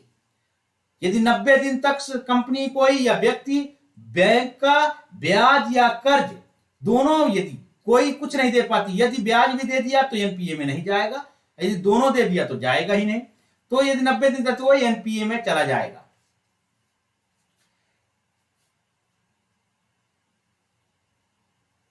केजल बैंकों की भर्ती देखिए, पहले मार्च में कितना एनपीए हो गया था 8.2, अब हमारा सुधार हुआ है, सितंबर में हो गया 5 के लगभग। ठीक बच्चों, देखिए थोक मूल मेल खाते। देखिए अब ये पता होना चाहिए, थोक मूल से मेल खाते खुदरा मूल। सबसे पहले आपको होना चाहिए थोक मूल आधारित मुद्रास्फीति कौन जारी करता है, जो एग्जाम में हर बार पूछा जाता है। हमको वैसे पता होना चाहिए एग्जाम में पूछा क्या जा रहा है, हमको पढ़ने की जरूरत है। ये डाटा तो कम पूछता है। थोक मूल आधारित मुद्रास्फीति कौन जारी करता है, इन्फ्लेशन, मुद्रा स्फीति कौन जारी करता है? तो आपको पता होना चाहिए, वाणिज्य मंत्रालय जारी करता है। बस इतना जरूरत था।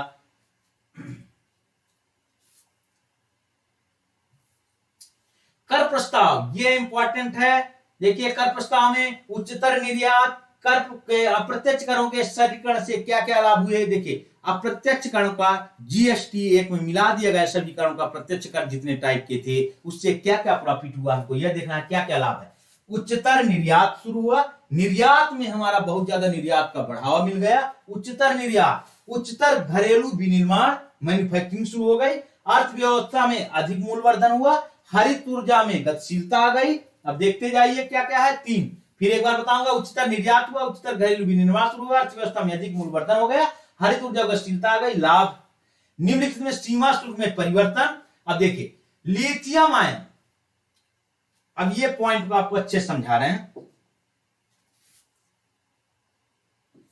देखिए, निम्नलिखित शुल्क में सीमा शुल्क में परिवर्तन करने से जो सीमा हमारी होती है, बॉर्डर होती है, विदेशों से जो माल आयात निर्यात होता है जिस बॉर्डर से, वो सीमा होती है, उसमें शुल्क लगता है, उसको सीमा शुल्क बोलते हैं। उससे लाभ क्या है? देखिए, लिथियम आयन बैटरी विनिर्माण के लिए पूंजीगत वस्तुओं का आयात किया जा रहा है। इसके निर्माण करने के लिए कुछ मशीनें चाहिए, उसका आयात किया जा रहा है मशीनों का। जो लिथियम आयन की बैटरी बनेगी, उन बैटरियों को बनाने के लिए कुछ वस्तुएं चाहिए, सामान चाहिए, रॉ मटेरियल चाहिए। बनाने के लिए हम आयात कर रहे हैं, पूंजीगत वस्तुओं के आयात। इससे लाभ क्या होगा? पर्यावरण हितैषी परिवहन के लिए पर्यावरण हितैषी परिवहन बनेंगे, जिससे प्रदूषण कम फैलेगा। दूसरा, मोबाइल कैमरा लेंसों के आयात किया जा रहा है। इससे क्या होगा? मूल्यवर्धन को बढ़ावा होगा। पहले जैसे कम रेंज का कैमरा रहता, जैसे रिजोल्यूशन कम रहता है तो 2000 का बिकता, हाई रेजोल्यूशन का कैमरा हम मंगा लेंगे तो वही 20,000 का बिकेगा। तो वही कहता मूल्यवर्धन में बढ़ावा मिलेगा। अब देखिए, डिनेचर्ड इथाइल अल्कोहल से क्या होगा? रसायन उद्योगों को बढ़ावा मिलेगा। श्रिम्प आहार के उत्पादन के लिए मुख्य इनपुट क्या है? अधिकाधिक समुद्री निर्यातों के लिए काम करेगा। और फिर क्या? प्रयोगशाला निर्मित हीरो के निर्माण के लिए बीज मंगाए जा रहे हैं। इससे क्या होगा? निर्यात, इससे क्या होगा? निर्यात संवर्धन को बढ़ावा मिलेगा, इससे लाभ होगा। देखिए, कॉपर स्क्रैप, देखिए प्रयोगशाला निर्मित हीरो के विनिर्माण के लिए बीज मंगाए जा रहे हैं। इससे क्या होगा? निर्यात संवर्धन होगा। कॉपर स्क्रैप पर रियायती बुनियादी सीमा शुल्क जारी रखना, इससे क्या होगा? अब देखिए, दोनों का पूरे का है, हीरो के निर्माण के लिए बीज, कॉपर स्क्रैप पर रियायती बुनियादी सीमा शुल्क जारी रखने से क्या होगा? निर्यात संवर्धन होगा। मिश्रित रबड़, जो रबड़ होती है प्राकृतिक रबड़ के बराबर लाने के लिए क्या करना? मिश्रित रबड़ को देखिए, कह रहा मिश्रित रबड़ को प्राकृतिक रबड़ के बराबर लाने के लिए क्या किया जाना चाहिए? क्या होगा? यस यस यमी के जब कच्चे माल की उपलब्धता को बढ़ावा देना। देखिए, यम एस यमी को बहुत ज्यादा सरकार ने इस वर्ड को यूज किया है, क्योंकि हमारे देश में 90% लोगों को रोजगार ही देते हैं। यह कच्चे माल की उपलब्धता को बढ़ाना। अब देखिए, और साथ में क्या है? शुल्क अपवंचन को रोकने के लिए प्रत्यक्ष कर प्रस्ताव क्या क्या लगाए गए हैं। देखिए, अनुपालन के बोझ को कम करना, उद्यम शुल्क, देखिए क्या क्या करना। अप्रत्यक्ष प्रत्यक्ष कर प्रस्ताव कुछ किए गए हैं कि जो अनुपालन, जिसका पालन करने को कम करना, जिसका पालन करना बड़ा मुश्किल हो, उसी को कहते हैं अनुपालन के बोझ को कम करना, उद्यमशीलता को की भावना को बढ़ावा देना, और नागरिकों को कर राहत प्रदान करना। ये तीनों चीज हैं। अनुपालन के बोझ को कम करना, जिससे कागजी कार्रवाई कम से कम करना पड़े। दूसरा, उद्यमशीलता की भावना को बढ़ावा देना, जिससे उद्योगों को हमारे बढ़ावा मिल सके। तीसरा, नागरिकों को कर राहत प्रदान करना। अब देखिए, करदाताओं के पोर्टल पर 40% विवरणियों को 24 घटा दिया गया। देखो, करदाताओं के पोर्टल थे, उसमें 45 क्या था, मतलब 50% का जानकारी थी। अब उसको घटा करके केवल 24 घंटे के भीतर संसाधित किया गया। इतने 45% घटा दिया गया, तो 100 थी, अब 45 घटा दिया, 55 ही बची, को 24 घंटे के भीतर संसाधित किया जाना। अब देखिए, औसत संसाधन अवधि 8 वर्षों में 93 दिन से घटाकर 16 दिन रह गई। पहले कोई चीज जब 93 दिन में होती थी, अब वह 16 दिन में हो सकेगी। इस साल 6.5 करोड़ से अधिक विवरणियों को संसाधित किया गया। बहुत इंपॉर्टेंट नहीं है बच्चों, तब भी थोड़ा बहुत जानना चाहिए। जहां से इंपॉर्टेंट बताऊंगा, अब ये इंपॉर्टेंट है जहां से क्वेश्चन आपका बनता है, पीसीएस हो, आईएएस हो, वनडे हो, यहां से आपको जानना है। नई व्यवस्था में आयकर छूट के आय सीमा को 5 लाख से बढ़ाकर 7 लाख किया गया। बच्चों ये समझिएगा, आय सीमा को 5 लाख से 7 लाख किया गया है। अब देखिए, मैं आय सीमा आपको जिसको ना निकालना जानता हो तो आप यहां से एक बार देखिएगा कि कैसे कैसे हम आय को निकालते हैं। हाँ, अब देखिए, पहले पिछले साल 2.5 लाख रुपए था जिसमें कोई भी टैक्स नहीं देना पड़ता था। अब इस बार 3 लाख कर दिया गया कि 3 लाख तक एक भी कर नहीं देना पड़ेगा। अब 3 से 6 लाख 5% ब्याज देना पड़ेगा, 6 से 9 लाख 10% देना पड़ेगा। अब देखिए बच्चों क्या किया, 3 साल का किया है, 3 3 6 3 3 9 3, अब 5 5 5 10 5 15 5 20 25 25 30 कर दिया। अब देखिए अंतर, देखिए 3 से 6 लाख 5% देना है, तो अब 6 लाख से 9 लाख ये कितना हुआ इसके बीच में, 3 लाख। अब 3 लाख रुपए में आपको 10% ब्याज देना है, और 3 से यहां पे 3 लाख में देना है 5% ब्याज। अब यहां पे 3 लाख आ जाएगा, इसमें 3 लाख, ऐसा नहीं यहां से लगा के यहां तक पूरा नहीं देना कि आपका 12 लाख रुपए हो गया तो 15% ब्याज देना, ऐसा नहीं जोड़ा जाता। ऐसे जोड़ना है कि यहाँ पे 0 है। अब जो 3 से 6 लाख रुपए, तो 3 लाख रुपए हैं आपके, तो 5% ब्याज देना है। अब यदि आप 9 लाख साल में कमाते हो तो 3 से 6 लाख में आपको 5% देना है। अब 6 लाख से जो ऊपर रुपए हैं, 6 से 9 लाख के बीच में जो रुपए आएगा उसमें 10% ब्याज देना है।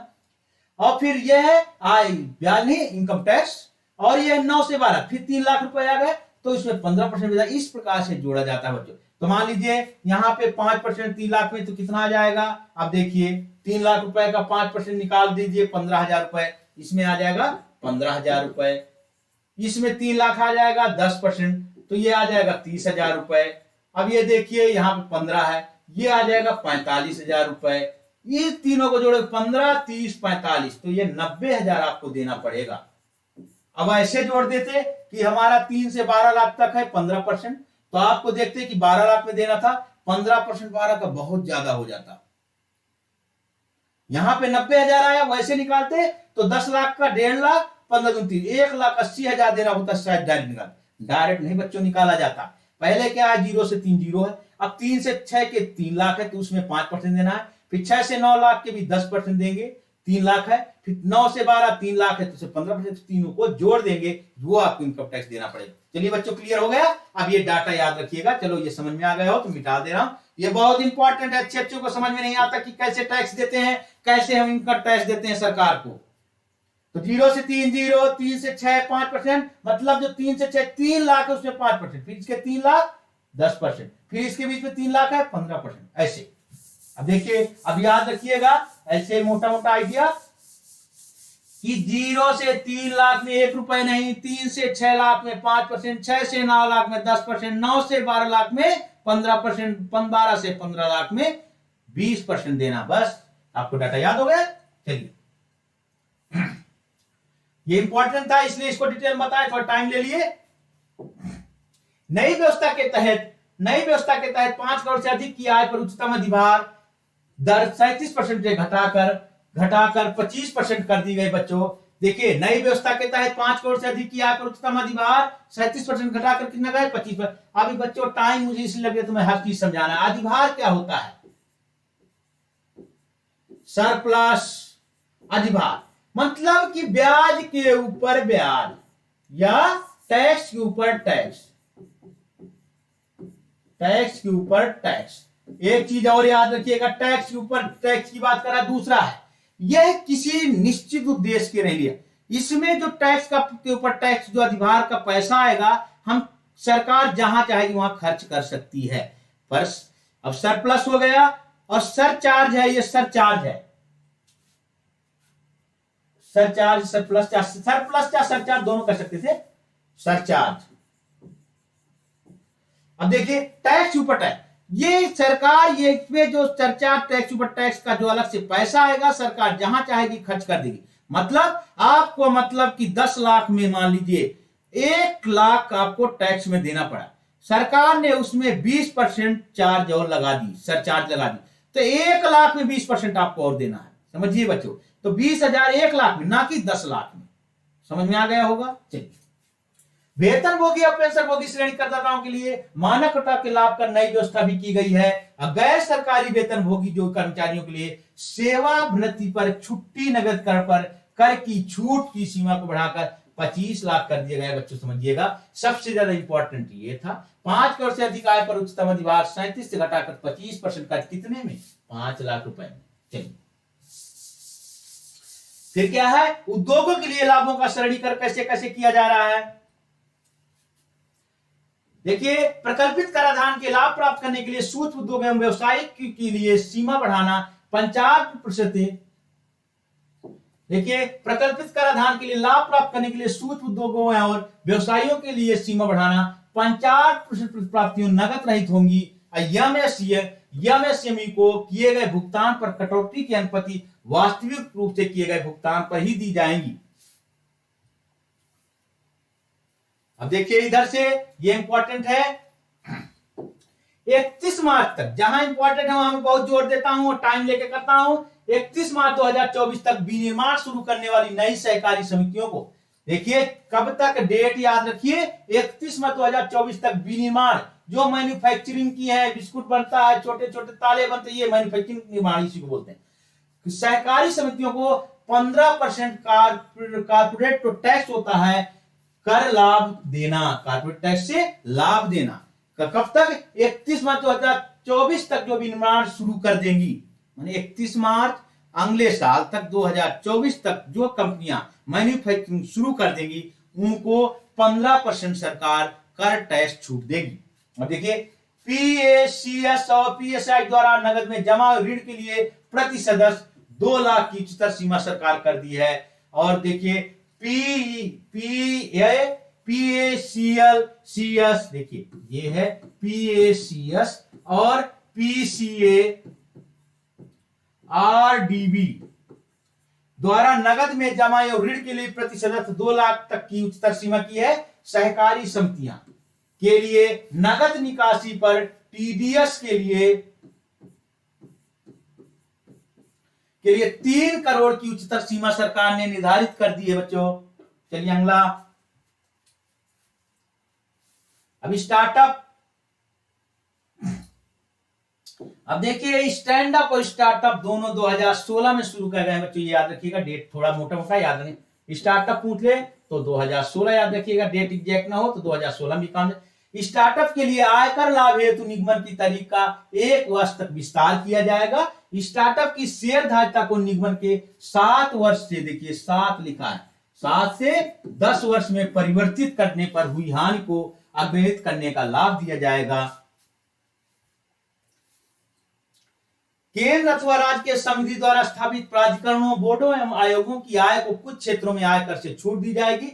31 मार्च 2025 तक आईएफएससी जीएसटी को धन राशि को पुनर्वितरित करने के लिए कर लाभों की अवधि का विस्तार किया जाएगा। अब देखिए मेन इंपॉर्टेंट पे आइए, रुपए आता कहां से है बच्चों, इसको है ये लिखा है रुपए आता कहां से, इसको ऊपर उठा रहा है, देख लीजिए रुपए कहां से आता है। देखिए चलिए आपको यहां से दिखाता हूं कि रुपए आता कहां से है। सबसे ज्यादा सरकार का रुपए जो आता है, नंबर डालते जाइएगा, ऋण और अन्य देयताएं, जो सरकार बाहरी देशों से, घरेलू बाजार से या बाहरी बाजार से या बाहरी देशों से जो ऋण लेती है, सबसे ज्यादा पैसा वहां सरकार को मिलता है, जिसको लौटाना पड़ता, कितना आता है? नंबर 1 34%। दूसरा सरकार को आता है जीएसटी, देखिए ये है सेकंड पे जीएसटी, दूसरे नंबर पे कितना पाती है सरकार? 17% पाती है।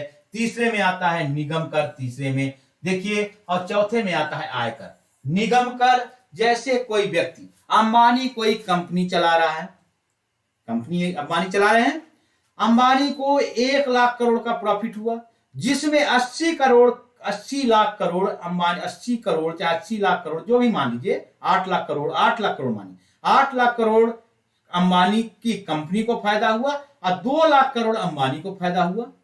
तो जो कंपनी को फायदा हुआ, तो कंपनी में जो टैक्स देंगे उसको कहते हैं निगम कर, जो अंबानी को स्वयं में खर्च हुआ उसको बोलते हैं इनकम टैक्स, आयकर।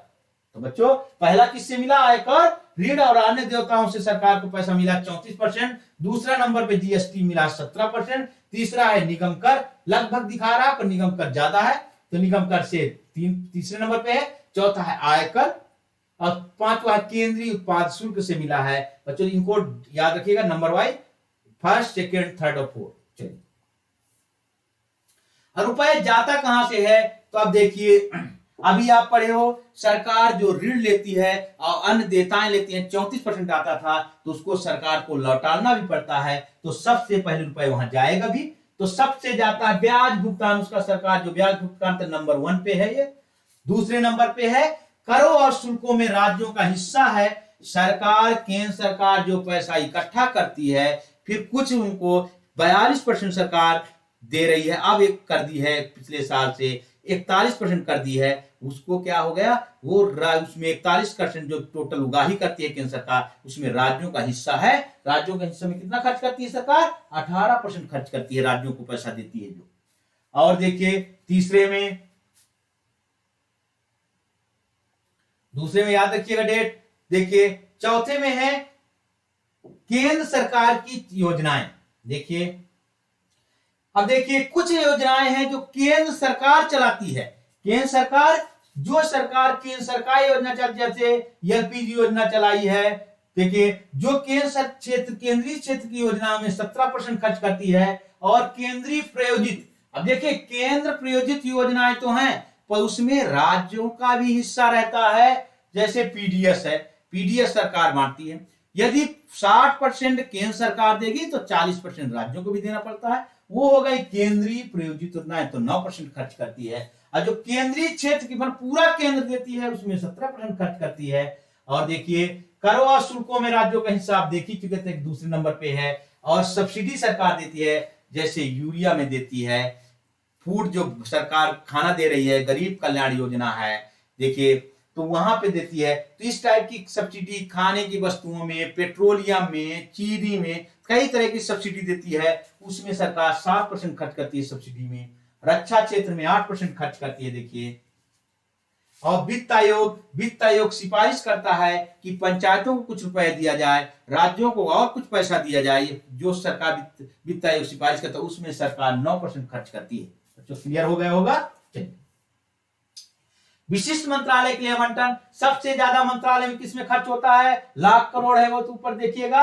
अब सबसे ज्यादा खर्च करती है सरकार रक्षा मंत्रालय में। देखिए 5.9 को लगभग 6 लाख करोड़ खर्च कर रही है। सड़क परिवहन और राजमार्ग मंत्रालय में 2.7 लाख करोड़ खर्च कर रही है। तीसरा है रेल मंत्रालय में 2.41 लाख करोड़ खर्च कर रही है।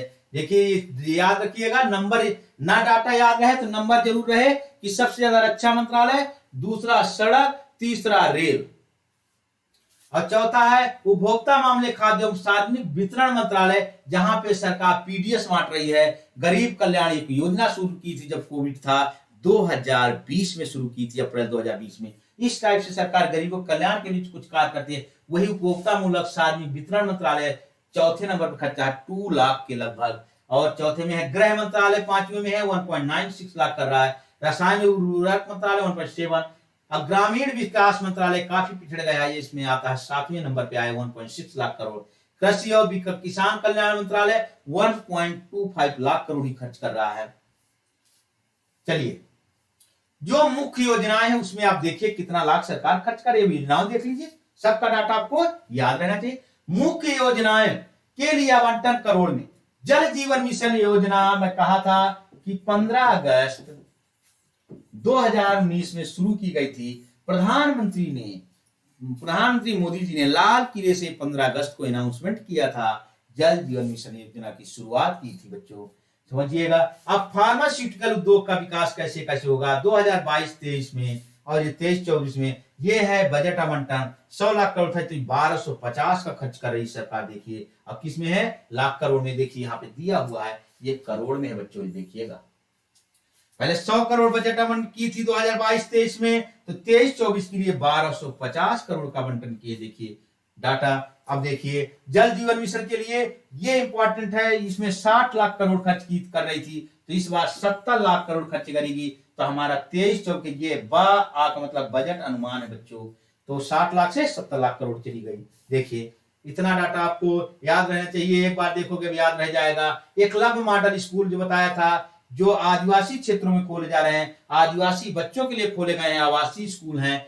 पहले कितना है बजट अनुमान है 2000 था, अब ये है 59 पॉइंट इतने करोड़ खर्च कर रही है। देखिए और ये है प्रधानमंत्री आवास योजना। देखिए पहले 48,000 करोड़ खर्च रही थी, अब है 79 लाख 79.5 लगभग 79,590 करोड़ खर्च कर रही है। अब देखिए डाटा मोटा मोटा इसे जानिए जो इंपॉर्टेंट है। ईबी का त्वरित अंगीकरण निर्माण फेम, इससे बहुत इंपॉर्टेंट है। पूर्वोत्तर विषय रसायन विकास, ये भी बहुत इंपॉर्टेंट नहीं है। प्राप्तियों व्यय, अब देखिए इसमें आपको बहुत इंपॉर्टेंट है, आपको इसको जानना ही जानना चाहिए बच्चों। देखिए राजस्व प्राप्तियां, देखिए 23-24 का कहा राजस्व प्राप्तियां ये हुई थी 23.5 लाख करोड़, अब ये है 26.3 लाख करोड़ खर्च की हुई थी। देखिए यहाँ पे आप देख लिया करिए क्या है, लाख करोड़ है, तो क्या हुआ है देखिए वो लाख करोड़ हो गया प्राप्तियों व्यय, तो मैं ऊपर कर दे रहा हूं।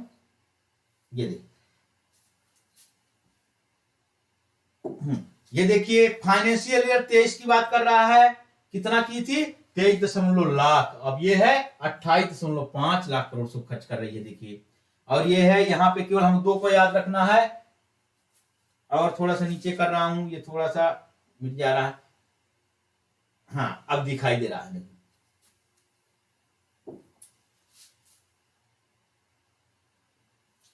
देखिए इतनी हमारी प्राप्तियां थी।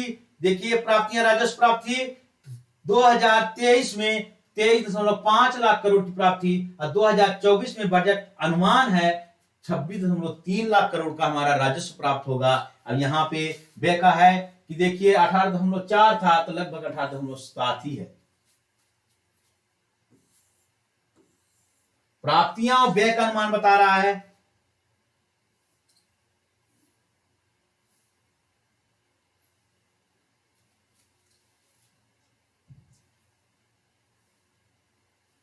अब देखिए राजस्व व्यय कहां कहां हो रहा है, देखिए कितना व्यय हुआ राजस्व व्यय, देखिए अब आपको दिखाई देगा अच्छे से।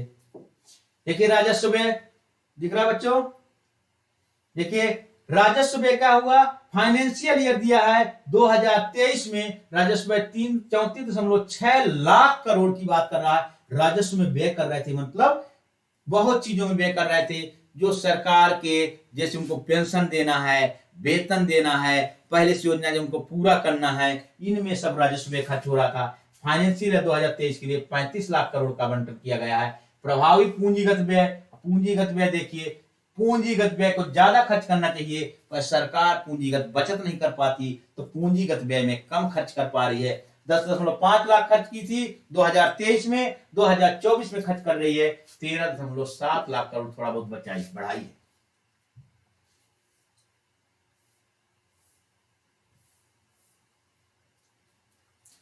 बच्चों पूरा बजट को डिटेल में अध्ययन किया गया है। आपको कहीं प्रॉब्लम हो तो आप कमेंट्स करिएगा, आपको लगे फिर समझना है, कोई चीज समझ में ना आई हो कमेंट्स करिएगा, जरूर बताया जाएगा।